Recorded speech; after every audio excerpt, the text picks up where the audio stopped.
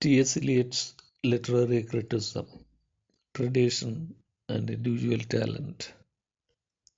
Thomas Stearns Eliot, who was born in 1888 and who died in the year 1965, was a versatile genius who, during his lifelong span of literary activity, achieved distinction as a poet, playwright, journalist, and critic.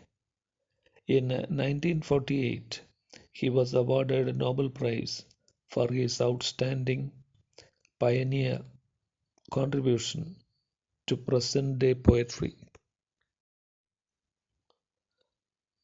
As he said, his criticism was merely a byproduct of his private poetry workshop. The value of Eliot's criticism arises from the fact that he speaks with authority and conviction, and his prose style is as precise and memorable as his poetry. The critical concepts like dissociation of sensibility, unification of sensibility, and objective correlative have gained for him wide popularity and appeal.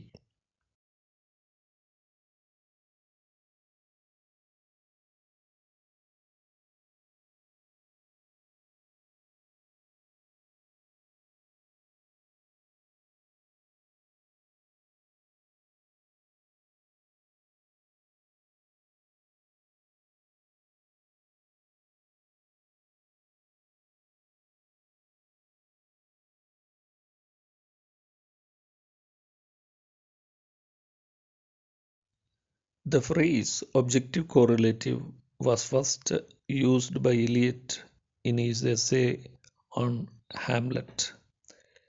Eliot defines objective correlative as a set of objects, situation, a chain of events, which shall be the formula for the poet's emotion, so that when the external facts are given, the emotion is at once evoked. In his opinion, the emotion can best be expressed in poetry through the use of some suitable objective correlatives. For example, in Macbeth, the dramatist has to convey the mental agony of Lady Macbeth, and he does so in the sleepwalking scene, not through direct descriptions, but through an unconscious repetition of her past actions. Her mental agony has been made objective so that it can as well be seen by the eyes as felt by the heart. Here, the external situation is adequate to convey the emotions. Instead of communicating the emotions directly to the reader, the dramatist has embodied them in a situation or chain of events that suitably communicate the emotions to the reader. But Hamlet is an artistic failure, as the external situation does not suitably embody the effect of a mother's guilt on her son. The disgust of Hamlet is also in excess of the facts as presented in the drama.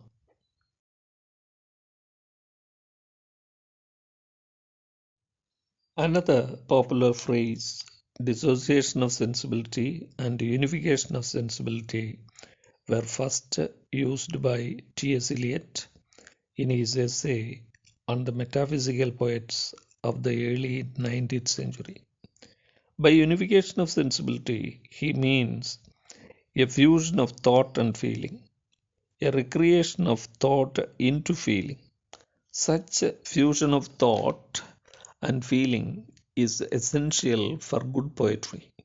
Bad poetry results when there is a dissociation of sensibility.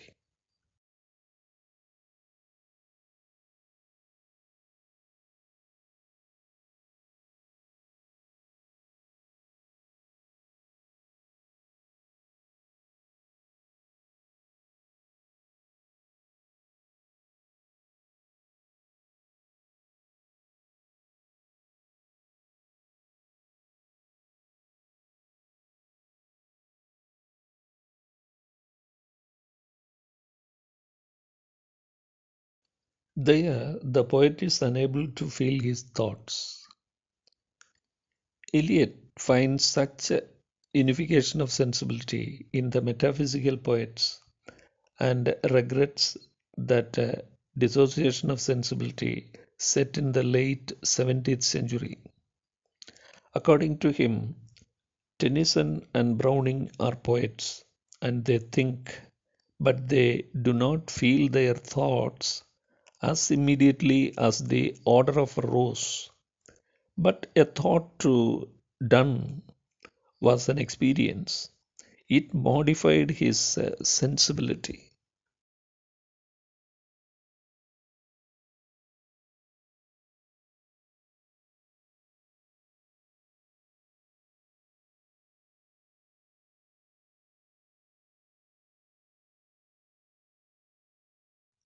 Similarly, Eliot's theory of the impersonality of poetry is the greatest theory on the nature of the poetic process after Wordsworth's romantic conception of poetry. According to him, poetry is not letting loose of emotion, but an escape from emotion, not an expression of personality, but an escape from personality. Moreover, as he considered drama as one among several forms of poetry, he always advocated for a revival of poetic drama in the modern age.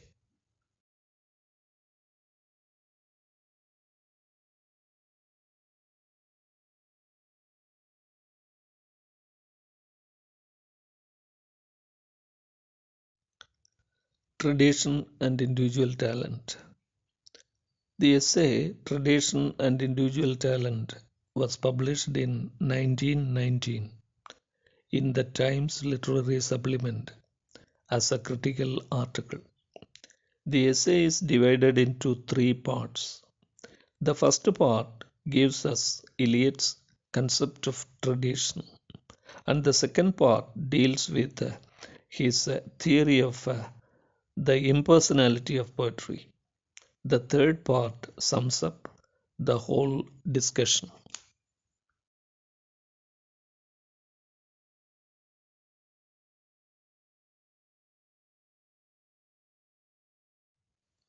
According to T.S. Eliot, the word tradition is disagreeable to English ears because when they praise a poet, they praise him for those aspects of his work which are individual and original. Actually, they praise the poet for the wrong thing here. If they examine the matter critically with an unprejudiced mind, they will realize that the best and the most individual part of a poet's work is that which shows the maximum influence of the writers of the past.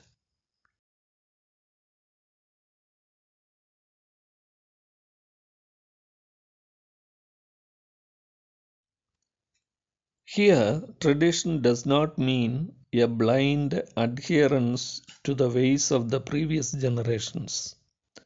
For Eliot, tradition is a matter of much wider significance. Tradition, in the true sense of the term, that cannot be inherited. It can only be obtained by hard labor. This hard labor is actually knowing the past writers.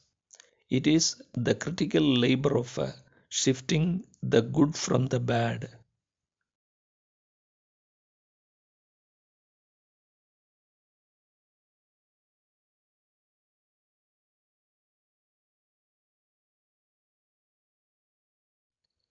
A writer who has the historic sense feels that the whole of the literature of Europe, from Homer down to his own day, including of his own country, forms one continuous literary tradition. As tradition represents the accumulated wisdom and experience of ages, Its knowledge is essential for really great and noble achievements. The sense of tradition doesn't mean that the poet should try to know the past as a whole, take it to be a lump or mass without any discrimination. The past must be examined critically, and only the significant in it should be acquired. The poet must also realize that the main literary trends are not determined by the great poets alone. Smaller poets also are significant.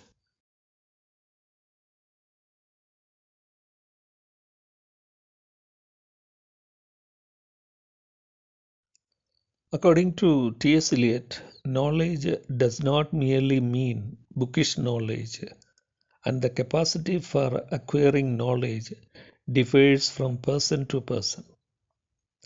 Shakespeare, for example, could know more of Roman history from Plutarch than most men can from British Museum. Such awareness of tradition sharpens poetic sensibility and is indispensable for poetic creation.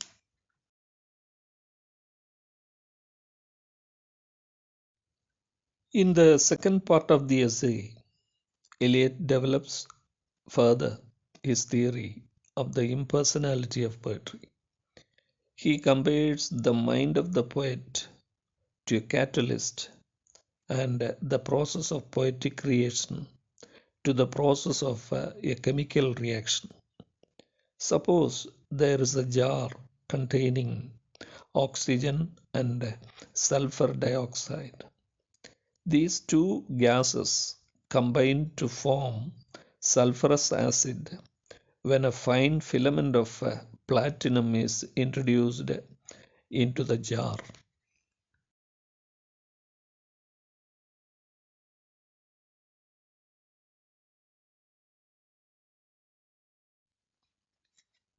The combination takes place only in the presence of the piece of platinum, but the metal itself doesn't undergo any change. It remains inert, neutral, and unaffected. The mind of the poet is like the catalytic agent. It is necessary for combinations of emotions and experiences to take place, but it itself doesn't undergo any change during the process of poetic combination.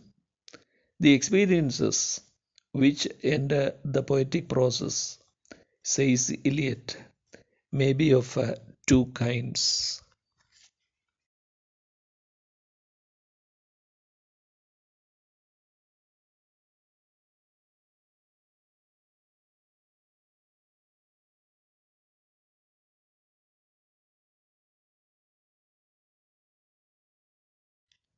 They are emotions and feelings. Poetry may be composed out of emotions or feelings or out of both. As Eliot believes that poetry is not letting loose of emotion, but an escape from emotion, and it is not the expression of personality, but an escape from personality. It doesn't mean that he denies personality or emotion to the poet.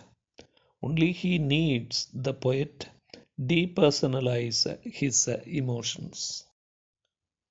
There should be an extinction of his personality. This impersonality can be achieved only when the poet surrenders himself completely to the work that is to be done. It is possible only if he acquires a sense of tradition and the historic sense, along with the sense of the present moment of the past. This is how the separation of art from the artist is achieved.